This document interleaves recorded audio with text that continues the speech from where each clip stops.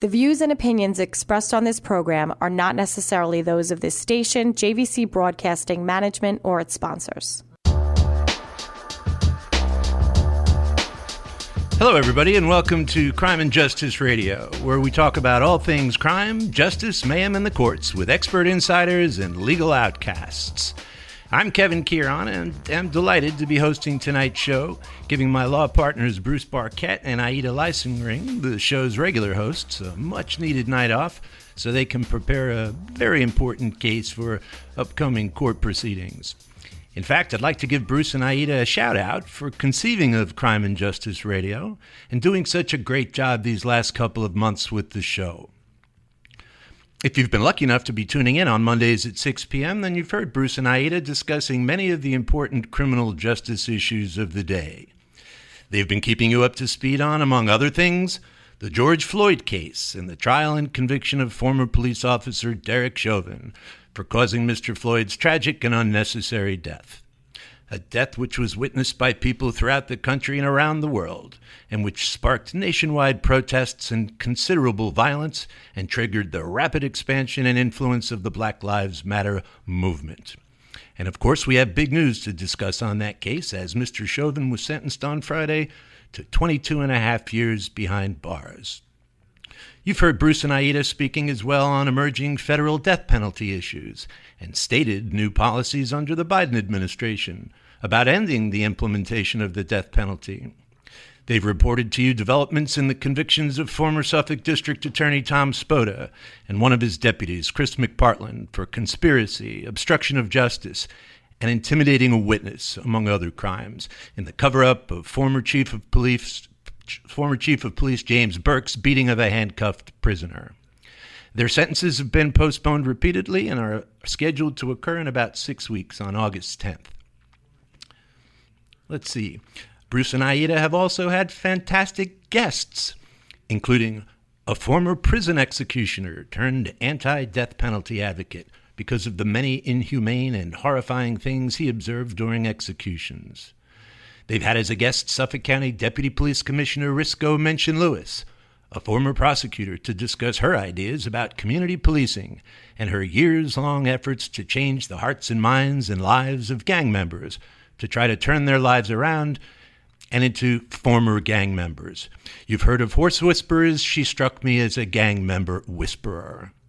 They had on Nassau County Court and Military Judge Terrence Murphy on Memorial Day, discussing what Memorial Day meant to him, as well as his very interesting and important work setting up court systems in lawless war zones, like post-Saddam Iraq. Recently, they interviewed a former journalist who's compiled the most comprehensive database of murder victims in the United States to help police solve these terrible crimes, and in some cases identify, through the use of statistical algorithms, patterns suggesting the involvement of serial killers. I've always believed that the only thing sadder than a murder is an unprosecuted murder. And how about their recent interview with American Amanda Knox, who was famously convicted in an Italian court of murdering her female roommate and sentenced to 26 years in prison for a crime who everyone now agrees she didn't commit and had nothing to do with, before being affirmatively exonerated and released after 4 years of hell in an Italian jail. Her accounting of her experiences should send chills down the spine of anyone thinking of traveling abroad. I heard that interview and found it truly remarkable, how poised she was, how non-bitter she seemed to be, and how she has dedicated a good part of her life to seeing that similar things don't happen to others. Before we go further, I'd like to take a moment to acknowledge and thank the major sponsor of Crime and Justice Radio, the law firm of Barquette, Epstein, Kearon, Aldea, and Laterco. Most people hope they never have the type of problem where they need to hire a lawyer or a law firm. But sometimes trouble comes. Somebody gets arrested. Somebody thinks they might get arrested. You have a dispute with someone or some company and you need to bring a lawsuit, or you need to defend a lawsuit. If you need to speak with a lawyer, consider calling the criminal defense, civil rights, and litigation law firm of Barquette, Epstein, Kearon, Aldea, and Laterco, with offices in Garden City, Huntington, and Manhattan. They have extensive experience defending people accused of crimes, including the filing and arguing of appeals, as well as litigating civil cases, including injury cases and civil rights cases, where people's rights have been violated by the government. Write this number down, 516-745-1500. That's 516-745-1500. Or check out their website at barkettepstein.com, spelled BARKETEPSTEIN.com. Sometimes the first step to solving a legal problem is to hire the right law firm. Call and speak with one of their lawyers for a free consultation. Okay, so back to the program. What's in the news, you ask?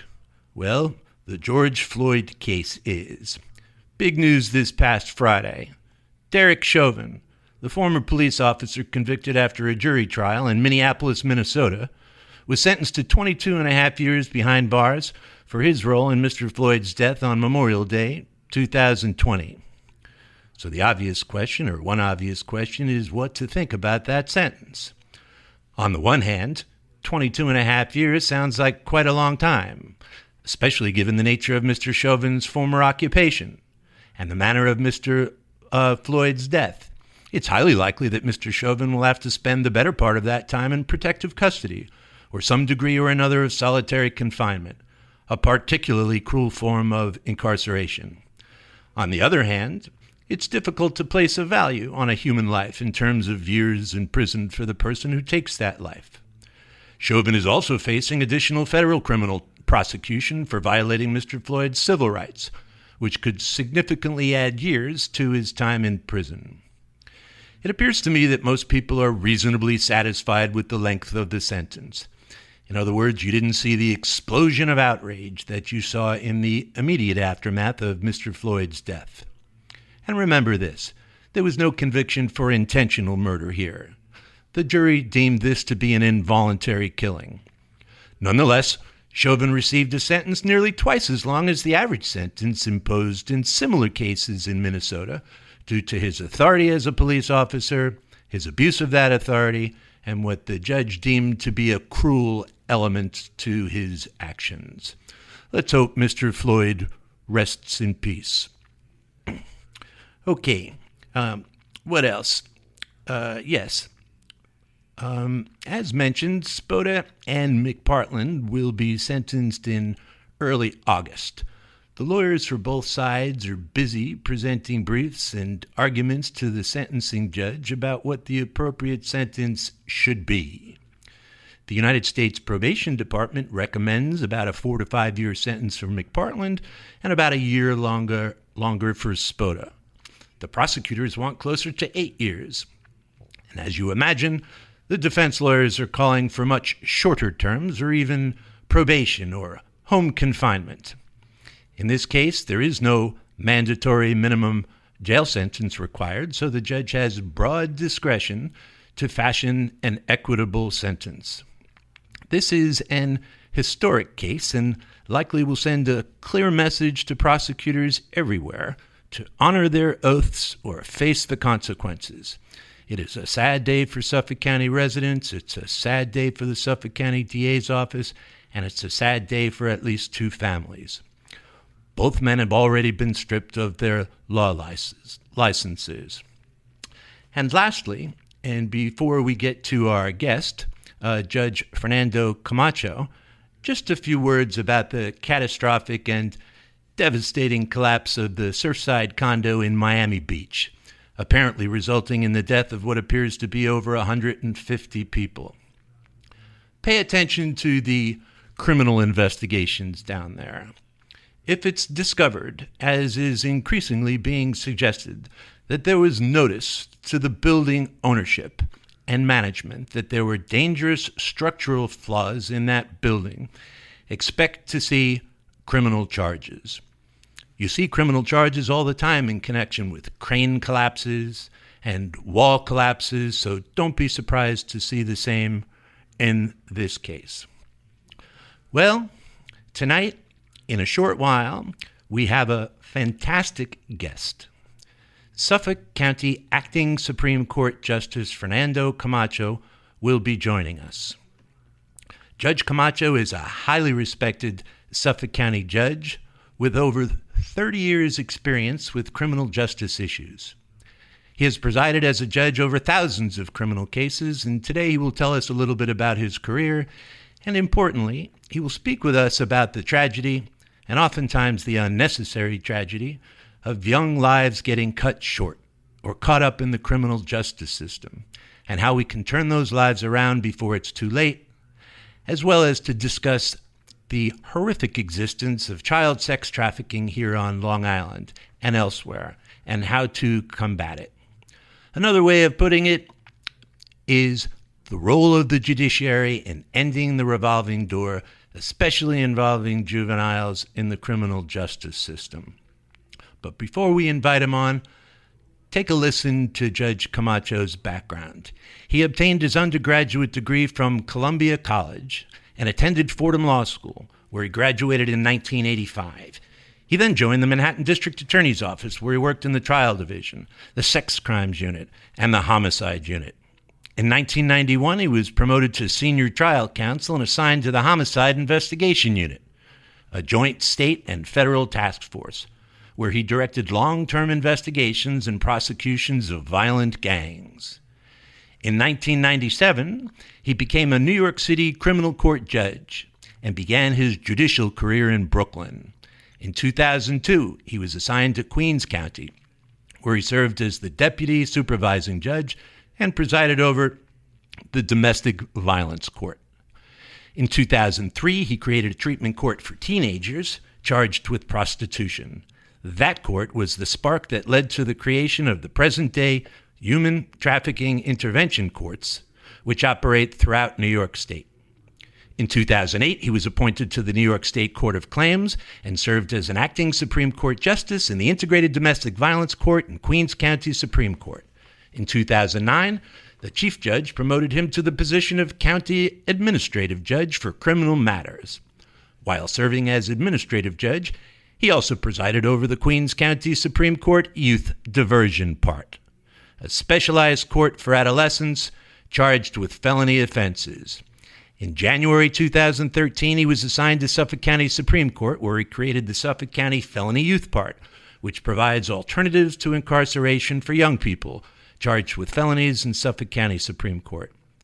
Over the last 15 years, Judge Camacho has frequently advocated for the enactment of legislation to protect victims of criminal sexual exploitation. He has been a speaker at numerous state and national anti-trafficking conferences and training seminars on the topics of human trafficking, sex trafficking, and sexual exploitation of youth. So let's welcome Judge Camacho. Hello, Judge Camacho. Welcome to Crime and Justice Radio, and thanks for coming on the program.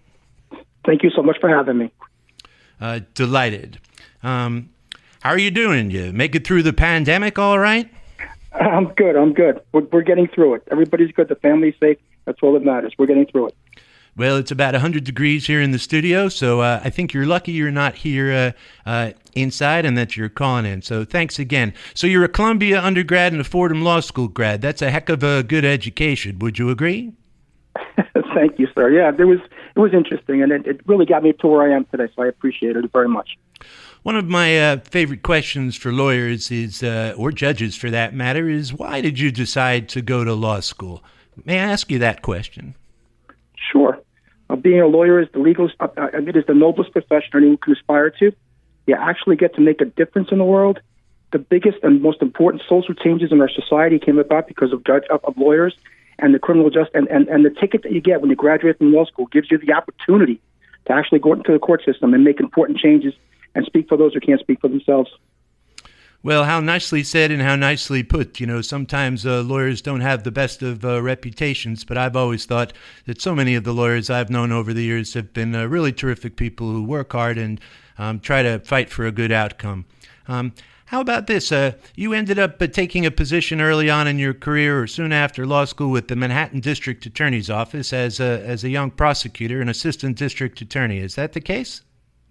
It was, yep. In 1985, during one of the most difficult times in the city's history, the times of the crack wars, where gangs were controlling entire neighborhoods and kids were being killed in crossfires, and people were terrorized. Law-abiding people were afraid to come out into public. Well, I think you may have just answered my next question, which is, why did you become a prosecutor? Why did you want to become a prosecutor? Was it to try to help alleviate some of those difficult circumstances for the city and for its residents?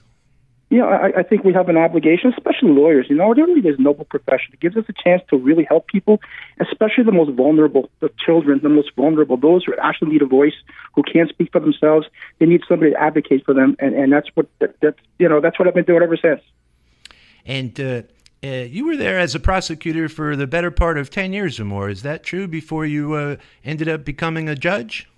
Yes, again, during the bad days when Upper Manhattan was the murder capital of the world, and entire neighborhoods were being held hostage. Yeah.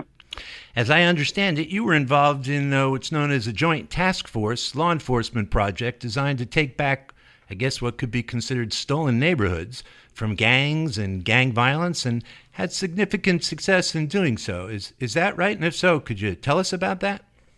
Well, my old boss, a great man, Robert Morgenthau, they were at that point really they needed help in those neighborhoods. So we set up a task force, joint federal and state task force. We did long-term investigations of some of the worst, most violent gangs in the city, the Jerry Curls, the Wild Cowboys, the young talented children. You can read about them, the Super Kings. And sort of we took our time and did it right and took down entire gangs and pretty much liberated entire neighborhoods. And who had done, these people had just, the 67-year-old Jose Reyes, who lived at 614 West 157th Street his entire life, who was executed in broad daylight because he dared to stand up to them, and 12-year-old Lamont Williams on 110th Street, who was dribbling his basketball one day and he was shot in cold blood just to teach the neighborhood a lesson, the block a lesson. So those are the types of things that we were dealing with. So we were successful. And you've never forgotten all these years later the names of those victims, have you? Oh, and buildings where they lived. The buildings where they lived. I'll never forget them, and you know that, and we shouldn't forget them. Let's see, you spoke about the success and the results of cleaning up these neighborhoods, but would you mind speaking for just a moment about what some of the methods were? How did you do it? It seems like a nearly impossible task. Well, at that point, the New York City Police Department had a very simple buy and bust system where you go do a buy, $20 buy, and then you arrest the person on the corner. But those were what we called Dixie cups. They were the bosses were standing on the other corner collecting their money and watching it. And as soon as that poor guy was arrested, somebody else would come onto the block 3 minutes later and start selling drugs again. So we needed to do more long-term investigations with surveillance. So we rented apartments across the street from them. We went 24/7, videotaping them, surveilling them. We sent undercover officers. Some of the bravest people I've ever met in my life were undercover police officers who actually went into these gangs. And with their little, at that point, beepers, and they were actually recording devices and transmitting devices. Those were the real heroes. And it took, again, these investigations took 6 months to a year. But we had to make sure that we cut out the entire cancer, took out the entire gang. Otherwise, we were just spinning our wheels. Well, congratulations on those successes. It must have been very satisfying work, and you're correct to identify those police officers as heroic. And certainly I think you deserve some credit for those successes as well. So it sounds like you were having a pretty good career at the Manhattan District Attorney's Office as a prosecutor. What caused you to start thinking about doing something else and maybe becoming a judge one day? How did that all come about? I was in after 6 years of the task force, 5 years of the task force, the last case we did was young talented children who executed 12-year-old Lamont Williams. Lamont Williams, the sister, was testifying in the grand jury, a long grand jury presentation, and she started crying about her brother. All she only wanted to do was play basketball in college, and she talked about holding him while a tear railed down his eyes, and he died. And I went outside, I said to the grand jury ward, I said, Bruce, I need a break. I'm done. So I was going to leave, but then people reached out to me, and I became a judge shortly thereafter. Well, a lot of successful prosecutors have other opportunities also to potentially enter private practice and maybe make a better living financially. What do you think drew you to become a judge rather than enter private practice? Again, I've been a lifelong public servant. Again, and the people who go out into my friends who go out into the private world, good for them. I'm happy for them. But my heart's always been in public service. My heart's always been with working with people who in the justice system, who are the most vulnerable, who are the neediest, and that's where I belong, and that's where in my career.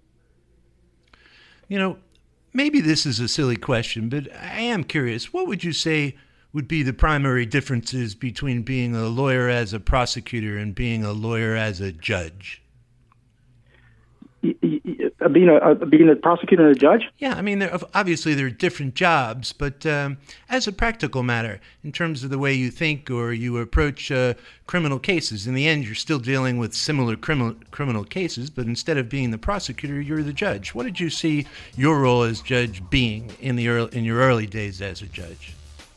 Well, you know what?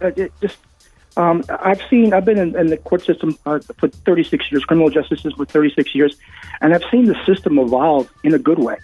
When I first started as a judge, our job was very simple: objection sustained, objection overruled. All right, the sentence is 13 to life, whatever it is, and it's evolved. Would you hold that thought for just on the other side of the break, Judge Camacho, and we'll see you in a moment.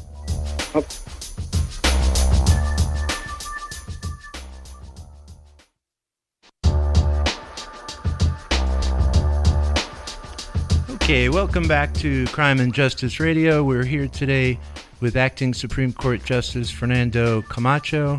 Thank you again, Judge Camacho, for agreeing to come on our program today. We greatly appreciate it. Thank you for having me. Judge, we're here today in part to talk about your involvement in initiatives to try to benefit troubled children and teenagers and young adults. And I recall you once told me that when you were a younger judge or earlier in your judicial career, you once had an epiphany of sorts about the prosecution and sentencing of prostitution cases while sitting on the bench, presiding over one particular case. Do you remember that case? And can you tell our listeners what happened and what the epiphany was? Sure. Again, it's been an evolution of the court system, justice system. We've become kinder and gentler and more compassionate. We're looking beyond the calendar numbers and docket numbers and the term defendant to see a real person and look for the root causes that caused that person to come into the court system, especially kids. We have an obligation in the court system to ask every single young person, "Why are you here, kid?"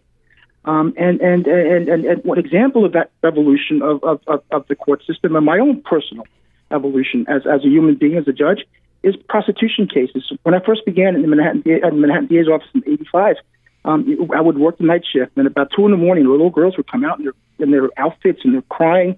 Young girls, they were supposed to be 16, 17, but they were actually younger. Many of them 14, 15, because they lied about their ages, and they would come out and would play a game called Let's Make a Deal, which would work like this. I would, as prosecutor, would say, "Judge, she's got 5 convictions of prostitution, 40 days. And my friend, the legal aid attorney, said, "Judge, 20 days. Come on, she's a kid." And Judge, "Okay, 30 days, take charge." And that was Let's Make a Deal. And then I did that as a prosecutor. I moved on. And then as a judge, I started doing the same thing again in arraignments. 40 days, 20 days. All right, 30 days, take charge. And then a young woman came into my Queens County courtroom one evening, a girl named Siobhan, 16 years old. All right, about to say, "All right, 30 days in jail." And then I looked at her. I said, "Stop. This is not right. This is unconscionable. I want to know her story." And I asked the legal attorney, and she was nice. And we adjourned the case, and she told me about it. And what I learned was that these kids were victims. They were victims of sex trafficking, that many of them entered prostitution at the age of 13 or 14, that they were throwaways, runaways, came from places where they're physically abused, sexually abused. They were running away, and they were looking for someone to love them. And they came in touch with this person, the trafficker. Next thing you know, they're on the street. They're being sold and bought for sex. And then as a justice system, we were re-victimizing them because we were putting them in jail. And this epiphany one day, I said, "Enough. I can't do this anymore. We have to come up with a better way to deal with these poor, lost, innocent children, runaways, throwaways, the most vulnerable of the vulnerable." And that was the beginning of the first human trafficking detention court, started in 2003 in Queens County, and now it's statewide. We have human trafficking intervention courts throughout the state, and we come to realize, after much effort, much struggle, that many of the people arrested for prostitution are not criminals. They should not be in jail. They are victims, and we need to treat them as victims. And we need to, rather than incarcerating them, we need to get them connected to the services they're going to need to get their lives back. And, what happened with this young lady? Was there any success with her? And what was the process like? And How did things end with her? Siobhan is very special. She came to my court for about a year and a half, and she kept getting rearrested. I didn't realize then that, you know what, once you're in the life, it's very difficult to get out. It's just like survival for them, and if they try to get out, some bad things can happen to them. So they keep getting arrested, and I realized would you come back to court on a new arrest, and she would curse me out and yell at me. And then it wasn't until I figured out that this wasn't personal. She was disappointed. She was angry that I was disappointed in her. She wanted to show me that she could do this. Ultimately, after much effort and putting her in touch with many, many compassionate, awesome people, social workers, she got out of the life. She went to college. She kept coming back for years in my court and saying, "Hey, Judge, I just got my first car. Hey, Judge, I just got my first computer. Hey, Judge, I got my first apartment." And I lost touch with her after a while, and I worried about her. And many years later, I hadn't heard from her, and I'm in a big meeting, and my secretary says, "There's a young woman outside waiting to see you." And I didn't get out right away. By the time I came out, she was gone, but there was a note there, and it said, "Hi, Judge, it's Siobhan. I just wanted to tell you I'm good." So, and I yelled out, screamed out in the middle of the hallway, court officers there, "Siobhan, I always knew you were good." So when I tell that story, people tell me, "Oh, my goodness, Judge, good for you. You saved this kid." And you know what I said to them? You know what? Who needed more help at that point? A 16-year-old, poor, innocent, lost child who was trying to survive, or a 37-year-old judge who'd been playing Let's Make a Deal for so many years, who should have known better. I think she'd say me, or we saved each other. Well, that's one of the greatest, nicest stories I think I've ever heard. Subsequently, I think about 5 or 6 years ago, you wrote and were published, you wrote an article that was published in the Toro Law Journal entitled "Sexually Exploited Youth, A View from the Bench." Why did you write that article, and what was your hope in writing and publishing it? Because we needed to make people aware in the court system, in the justice system, and in the community that we needed to find a better way to deal with young kids who are being sexually trafficked, who are being arrested for prostitution, who are not criminals. They should not be incarcerated. We should doing everything we can. All the social workers should be connecting with them and giving them the services that they need to get out of life. And I wanted to see, and we still have it. It's not going away. You know what? All these years later, human trafficking, sex trafficking is still going on right here on Long Island. You can drive down the LIE and any given summer afternoon and look around the hotels and motels, and there are dozens of kids in those hotels and motels being bought and sold for sex. And that education needs to continue. But the reason I wrote the article was I needed to try to persuade and educate my colleagues to understand that you should not be incarcerating victims. Well, it's horrifying to think that such activities exist on Long Island and Suffolk County. I would venture to say that a substantial percentage of the population does not realize that's the case. So whether it's good news or not, it's better for people to be aware of such things and maybe keep a lookout and maybe lend a hand where possible. It wasn't just sex trafficking cases that were troubling young people. There were all sorts of other problems. At some point, you became involved with, I guess, what was known as the Suffolk County Youth Court. Is that correct? And what was that, and how did that work? Well, you know what? It started many years ago when I first started in Brooklyn, when a mom of a 16-year-old stood up in my courtroom, Brooklyn courtroom, and said, "Judge, please help me. I'm losing my child to the system." And I never thought of it that way. I thought maybe they're afraid of losing child to the streets and gun violence, but to the system. And then I realized, to the system. You get a 16-year-old kid. You send them upstate for 3, 4, 5 years. They come back, and you know what? It's going to be very difficult for that young person to get a job. It's going to be very difficult for that young person to go back to school. And you know what? Their chances of reoffending are greater. So I every time since then that a young person came into my courtroom, I would ask the same question, and it would be, "Why are you here, kid?" Again, because part of the evolution of our court system, kinder, gentler court system, is that we need to look beyond the calendar number, the docket number. We need to look at the person. We need to look beyond and figure out, what are the circumstances, kid? What caused you to come here in front of me? And we need to get those answers. And that was the beginning of, I started the first juvenile justice intervention court back in Queens County many years ago. But again, the idea is you get these young kids in your courtroom, ask them, what are you here, kid? Let's figure it out. Let's get all the facts, and let's try to fix it. Not send you upstate so that when you come back 3-4 years from now, you don't have a chance in this world. Let's try to fix it. And was this youth court and your youth court responsibilities on top of your regular caseload and your regular sort of adult calendar? When I came to Suffolk County, I came for that reason. It was 1 day a week. On Mondays, I would have my Suffolk County felony youth part. I would get every 16, 17, 18-year-old indicted for felonies. And the DA was very, very cooperative and very helpful, very supportive. And we sort of, we agreed. You got a 16-year-old who commits this, what I call the playground robbery, right? Who two older kids say, hey, go see that cell phone over there. Go steal it. Punch him in the face. Really? Seriously? Yeah, go over there. So he punches a kid in the face, takes his cell phone. That's robbery in the second degree, Class C violence felony. So now you got a 16-year-old kid who's had a difficult childhood, difficult life, and now you're going to put him, and he's angry because he's betrayed by everybody, by the system. And all of a sudden, you send that kid upstate for 3, 4, 5 years. That kid is going to get bigger and angrier and meaner, and he's going to come back, and he's going to have less opportunities, and he is going to have a difficult time getting a job, getting into school. Why don't we give that kid a shot, a chance? Hey, kid, what led you to come here? We're going to try to fix it. We're going to give you the resources that you need to support you, and that's what I think we should be doing more of. Well, I couldn't agree more. Recently, you submitted a proposal to Suffolk County and began to initiate or have initiated a program in the Suffolk County courts entitled Concepts. At the beginning of your proposal, I read it. You included the following quote: "Scientific evidence tells us that adolescent brains are not fully matured. The parts of their brains that cover reasoning, impulse, control, and judgment are still developing, and as a result, most adolescents lack the capacity to fully appreciate the consequences of their actions.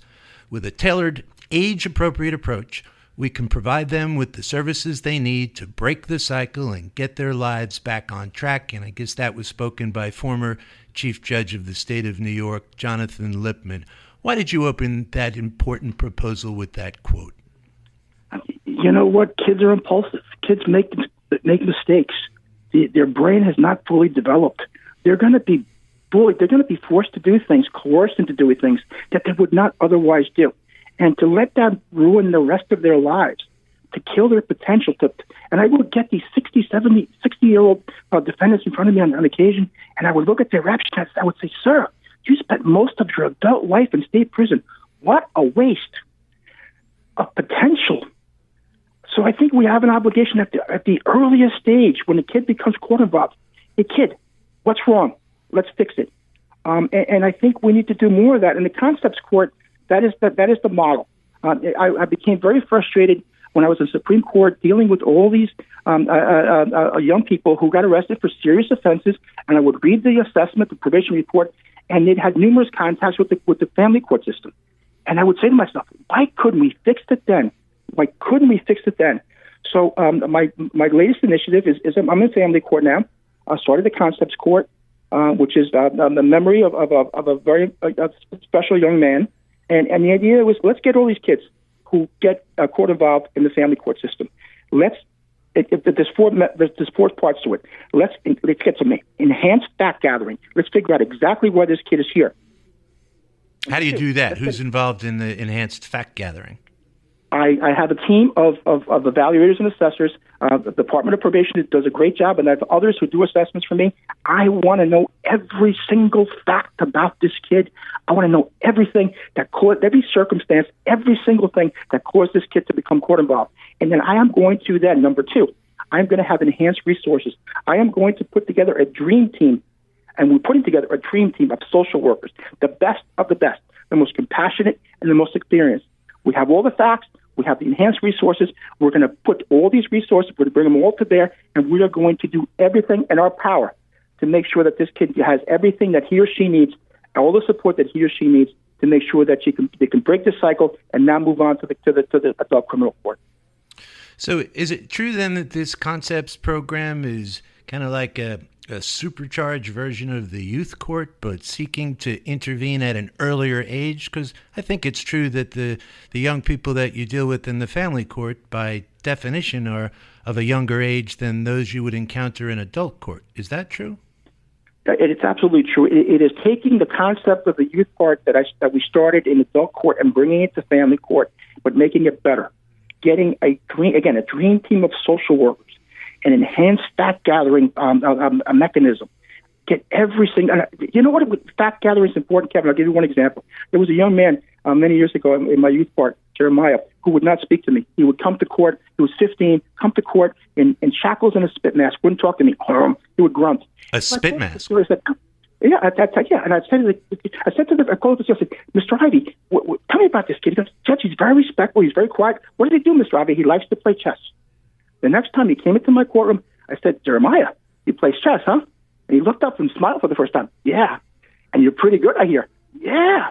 And that started that was spark that got the connection going, and that got this kid going. And so that little nugget of information that he liked chess allowed us, as a team of my clinical staff, to sort of connect with this kid and to move forward. And the kid is doing great now, Kevin. And you never would have found that little nugget were it not for the enhanced fact-gathering process that you're speaking about. Exactly. So it's enhanced fact-gathering, it's enhanced resources, and then there is better communication between agencies. The state and county agencies, the service providers, the court system have to do a better job of communicating. We all have to be on the same page. So we have these constant meetings, these constant staff meetings to talk about each case, conference each case, to make sure we're all on the same page, understand what the issues are, and we're all together as a team while working to help this kid.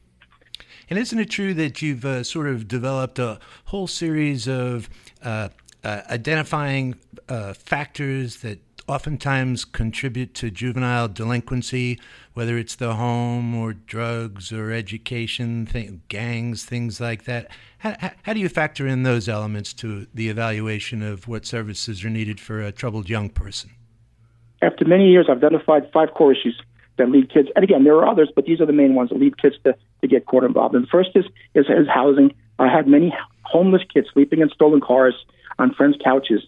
I had kids who lived in homes where there was constant violence, there was constant drug sales, there was constant weapons, there were search warrants being executed day and night. So that's the first piece. The second piece is substance abuse. These kids have suffered so much trauma, they want to be numb. So they start using drugs at an early age. By the time they came to me at 16, they were hardcore drug addicts. Number 3, mental health. I had seriously mentally ill kids. We do a terrible job in the justice system dealing with mentally ill people. We just warehouse them and try to forget about them. We don't want to treat them because we don't want to spend the money. And then even though those kids who weren't seriously mentally ill, they had what's called oppositional defiance disorder. They were angry.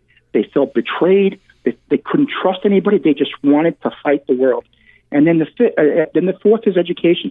Many kids weren't going to school. Nobody was forcing them. And when they did go to school, they were arguing, they were fighting, they were getting kicked out.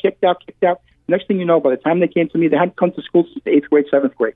And last but not least, there was a gang presence in their neighborhoods. So you take those 5 core issues, and the model is, let's put together a dream team of the best in all of those areas: the housing, the family dynamics, the substance abuse, the mental health, the education, and the gangs. And let's put that's clinical staff. Once the facts are gathered, we know every single nugget about this kid's life.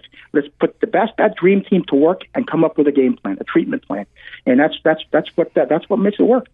A dream team of the best of clinical providers. In each of those 5 issues. Nice way to put it. Yeah. I understand that even the name of the program, Concepts, at least in part, was inspired by the life of one young man. Is that true? And if so, could you please tell us about him? The last 2 letters of Concepts is TS. And they stand for a kid named Terry Smith. Terry Smith was taken out of his house for the first time at the age of 2. He was born in Wyandanch, taken out of his house at the age of 2 because he was being abused. He bounced and spent the next several years bouncing around from relative to foster home to foster home. In many of those places, he was physically abused, sexually abused. He was institutionalized for the first time at age 11. He was put in a facility, residential facility. He bounced around several facilities. At the age of 15, he was released to a family member. and he committed a convenience store gunpoint robbery. It wasn't a real serious robbery because he went back and apologized, turned himself in, and gave back the property. I think. Hold on. Did you say he went back, apologized, and gave back the property and turned himself in? My theory was that he wanted to do was back in an institution. He couldn't survive in the community. So he comes to my part, and I worked with him for 2 years. This was the sweetest kid. He had an infectious smile. He was so talented, so charismatic. What a personality. He was a singer, and he used to write his own music. He would give us, me and his attorneys, discs of the music that he wrote. And after 2 years of working with him, the kid, graduated from the bar. We all clapped. Everybody clapped for him, and he went off, no criminal record, and he went back to live with an aunt who also had his 9-year-old brother in Wyandanch. And he couldn't survive, Kevin. After a few months back in the community, he couldn't survive. And last Thanksgiving Eve, he went down to his mom's basement, his aunt's basement, and took his life at the age of 19. So, and when sorry for your loss. The attorneys took up this right before Christmas. The attorney took up a collection to buy his 9-year-old brother presents. And they took it to his house. You know what the brother said? Looked to the president, goes, "I had no idea so many people love Terry," and they did. So that's the type of kid that we need to do a better job with. That's the type of kid who needs our support, who needs the court system support, who needs the community support. We have to be there for the Terry Smiths of the world, because there are many more out there. Well, that's a heartbreaking story, but maybe a good example of the value and potential value of the Concepts program, and what a tribute to him that his initials are actually a part of that. I promised you, Judge, that I would give out the emergency hotline number for sex trafficking victims, a group called VIBS.org. VIBS.org, telephone 631-360-3606, and it's a Family Violence and Rape Crisis Center. Judge Camacho, thank you very much for being my guest this evening. It was educational for me and hopefully for our listeners as well, and continued good luck to you, sir, in your work on the bench. Thank you so much for having me. Thank you. I appreciate it. You're welcome. See everybody next week. Thank you very much.